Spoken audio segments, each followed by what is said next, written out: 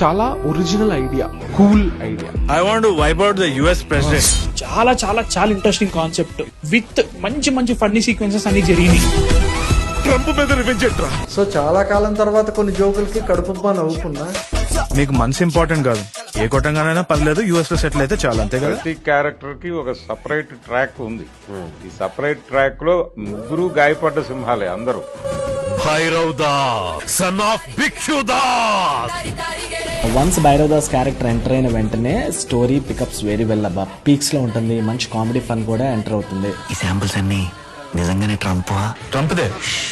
JD గారిని చాలా రోజుల తర్వాత చూడడం అనేది బాగా అనిపించింది అండ్ ఆయన క్యారెక్టరైజేషన్ కూడా బాగుంది. స్టోరీ కూడా చాలా యూనిక్ గా ఉంది. ఇది నా ఒక్కడి రివెంజ్ కాదురా, నాలాగా డిపోర్ట్ అయిన ప్రతి ఒక్కడి కోసం చేయాలనుకుంటున్న యుద్ధం. ఒక డిఫరెంట్ కాన్సెప్ట్ ని శ్రీ విష్ణు గారు కానీ, జేడీ గారు కానీ, తరుణ్ కానీ వీళ్ళందరూ మిమ్మల్ని బాగానే ఎంటర్టైన్ చేసి థియేటర్ లోంచి బయటకు పంపించే ఛాన్సెస్ ఎక్కువగా ఉంటాయి.